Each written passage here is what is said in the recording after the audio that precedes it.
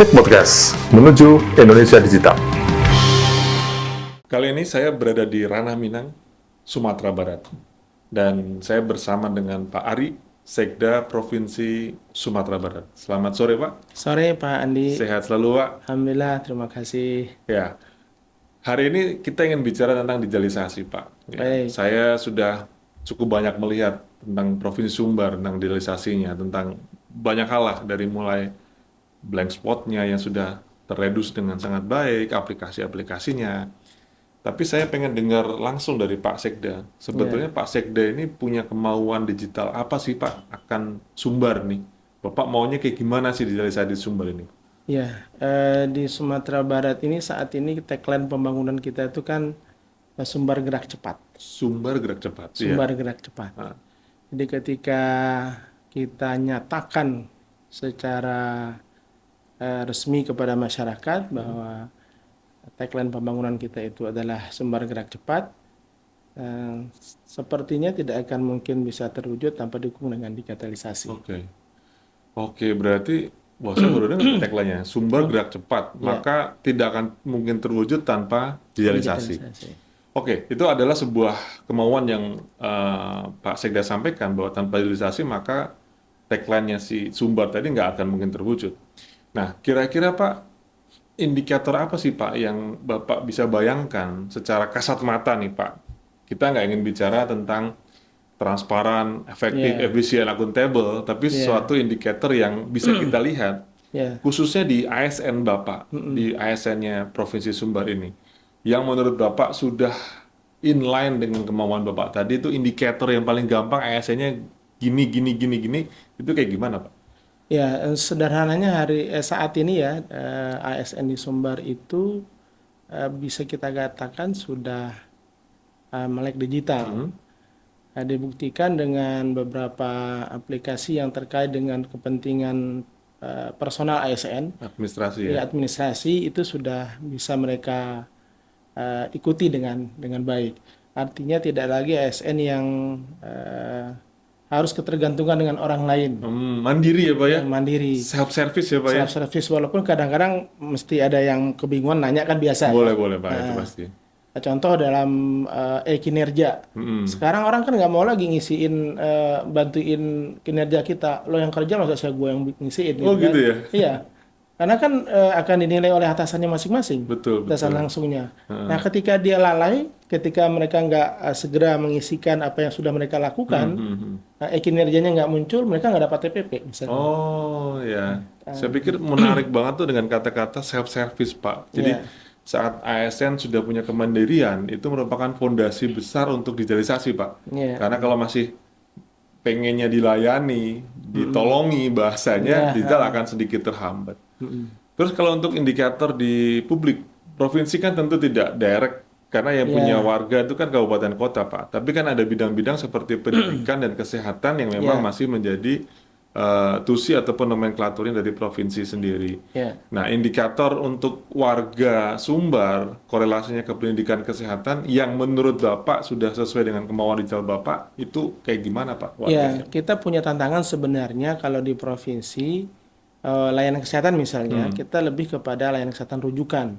Rujukan, oke. Maka masyarakat Tipe A rumah sakit gitu ya? Iya, rumah sakit kita itu kelas B Kelas B, dan kelas A. kelas A. Ya, rumah sakit khususnya kelas A, rumah sakit umumnya kelas B. Iya.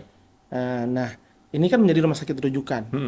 Nah, biasanya kabupaten kota, masyarakat ketika ada persoalan atau penyakit-penyakit tertentu atau eksiden tertentu yang tidak bisa dilayani di rumah sakit daerahnya, maka akan merujuk ke rumah sakit yang levelnya lebih tinggi, dan itu biasanya adalah rumah sakit provinsi. Oke. Nah, termasuk juga rumah sakit pusat. Iya. Nah, sekarang sedang kita upayakan sistem rujukannya itu menggunakan aplikasi namanya SISRUTE, Sistem Informasi Rujukan Terpadu. Jadi rumah sakit tidak harus bawa pasien, nggak harus bawa rujukan manual dengan ambulan datang ke rumah sakit, sampai di rumah sakit ternyata nggak bisa kita layani, bapak harus ke rumah sakit sana gitu. Nah, sekarang sudah pakai SISRUTE, pakai aplikasi sistem. Jadi ketika dokter menyatakan bahwa si pasien harus dirujuk, maka dia ketik di aplikasi, dia kirim ke rumah sakit yang dia tuju. Nah, maka dia akan mendapatkan jawaban cepat. Wah, kita nggak bisa layani, coba cari rumah sakit yang lain. Nah, Nah, dengan begitu juga akhirnya kita siapkan sistem yang namanya regionalisasi layanan. Oh. Jadi ketika rumah sakit yang ini nggak bisa, dirujuk ke rumah sakit yang satunya lagi. Nah, dengan ini kan pelayanan semakin lebih cepat. Betul, betul. Nah, ini yang kita sedang terus upayakan. Nah, Ada ini membiasakan masyarakat juga. betul, betul, Pak. Itu tadi gampang untuk rujukan rumah Iya. sakit. Bahkan kadang-kadang begitu, saya juga mengalami kondisi sampai hari ini. Ada dari daerah tuh WA saya, Pak, bantu dong Pak, saya keluarga mau dirujuk ke rumah sakit ini. Oh, gitu? Iya, saya akhirnya minta tolong kamu bantu, tolong saya dibantu dengan hasil rujukan di sistem yang ada, nanti saya confirm ke rumah sakitnya. Iya, betul. Nah begitu. Mau nggak mau mereka udah pakai gitu, Pak. Gitu ya. Yang pakai. Pak, kira-kira saya tertarik dengan masalah rumah sakit ini. Kan kadang rekam medis, Pak. Ya, pada saat dari daerah di kabupaten kota, terus dia dirujuk ke rumah sakit di provinsi, tentu kan harusnya datanya ngikut ya Pak ya, supaya dia tidak dari nol lagi untuk dicek segala macam kondisi tubuhnya. Sudah ada belum Pak integrasi rekam atau sedang direncanakan atau menjadi program prioritas Bapak? Jadi ya, Pak? dalam SIS-Rute itu sebenarnya kondisi pasien sudah dimasukkan datanya. sudah masuk jadi ya, Pak, tidak ya? hanya kondisi, jadi vital sign namanya ya. Kalau Iya, di iya. kesehatan vital sign itu sudah dimasukkan dalam sistem itu. Jadi di sana udah tahu kondisi tahu, pasien iya, itu ya. Wah, asik dong Pak itu. Nah, seperti itu. Bahkan di internal rumah sakit pun sekarang sudah seperti itu. Rumah sakit daerah, bahkan itu yang kelas C, dokter-dokter sudah mulai sekarang itu ketika dia mendiagnosa penyakit di poliklinik, itu dokter sudah ngetik di aplikasi. Nah, misalnya saya nih kontrol penyakit Batuk gitu. batuk atau datang dengan keluhan batuk, sudah dicatat itu diagnosanya, keluhannya, nah, termasuk terapinya. Betul. Nanti saya tinggal bawa kartu antrian aja, datang ke apotek, nyampaikan ini, scan-nya saja. Oke. Jadi nanti apotek tinggal memberikan nomor antrian, nanti kita datang. Sudah seperti itu sekarang sebenarnya. Betul. Tapi memang masih ada ya, belum semuanya berubah secara otomatis. Betul. Kadang-kadang kan masih ada tenaga kesehatan yang masih belum familiar dengan teknologi gitu. Betul. Atau mungkin bisa jadi dokternya pasiennya banyak, nggak sempat lagi kan dia. Artinya dia masih sebagian gitu ya. Selalu ada jendela manual nggak Pak? Kita berikan Pak, harusnya sih. Tetap ada ya harusnya tetap Pak? ada, Karena tetap ada ada. yang lansia atau yang itu tetap kita sediakan tuh Pak ya. Iya itu Karena penting Pak. kadang-kadang ini juga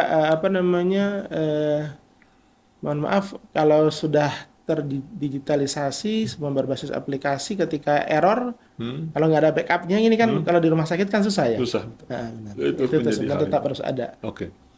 Terus Pak, Bapak baru menjabat sekitar 4 bulan. 4 Pak. bulan, Saya ya. menarik sebagai awal ya dengan tadi dengar cerita banyak tentang sepak terjang Bapak di dalam digital.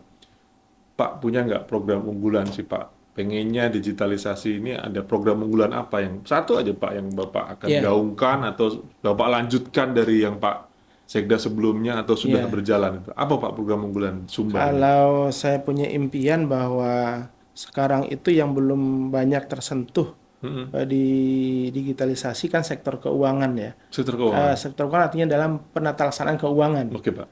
Ya memang beberapa proses ini sudah lewat aplikasi, tapi dari segi pertanggungjawaban semuanya kan masih Betul. manual ya. Nah kita sedang berusaha ke depan. Ini impian saya seperti itu bersama-sama dengan teman di pengelolaan keuangan. Setidak-tidaknya kita memberikan bekalan-bekalan kepada teman-teman pengelola keuangan yang ada di ASN Sumatera Barat ini. Mereka mampu dan bisa mengelola keuangan itu secara lebih baik dengan memanfaatkan teknologi informasi. Lebih akuntabel, transparan ya. Gitu. Itu Bapak fokusnya ke keuangan ya, yang menjadi ke keuangan. Karena lebih cepat dan mudah, dan itu birokrasi kan nggak panjang. Betul. Nah, apalagi kalau terkait dengan pihak ketiga. Nah, seperti itu. Lebih jadi quick win, cepat ya Pak ya. Gitu. Oke Pak, saya udah capture vision ya sesuai dengan kategori yang kita pakai di tahun ini. Kalau anak-anak muda sekarang Pak, kata-kata hari ini dong Pak Sekda.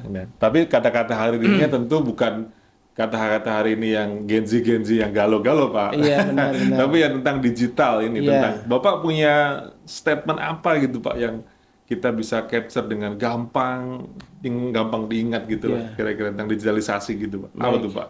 Di pemerintahan atau di publik kita semuanya kan saat ini pengennya cepat ya. Betul. Nah, kalau cepat hari ini tidak mungkin tanpa digitalisasi. Iya betul. Namun digitalisasi membabi buta tanpa ada literasi juga akhirnya nggak bermanfaat dan sia-sia. Oke. Ya, artinya begini bahwa semangat digitalisasinya tinggi, tidak diimbangi dengan literasi, akhirnya kan nggak nyambung juga. Nggak nyambung juga. Edian manusia loh Pak. Iya. Ediannya manusia. Karena kan memang yang memanfaatkan yang menggunakan manusianya juga. Betul. Kalau teknologi kan ngikut aja dia. Oke. Begitu Pak. Keren Pak. Saya pikir terima kasih Pak Sekda atas waktunya kali ini dan kita udah bisa meng-capture seberapa keren Sekda di Sumatera Barat. Terima kasih. Terima kasih Selamat Pak sore. Andi. Terima kasih. Sama-sama.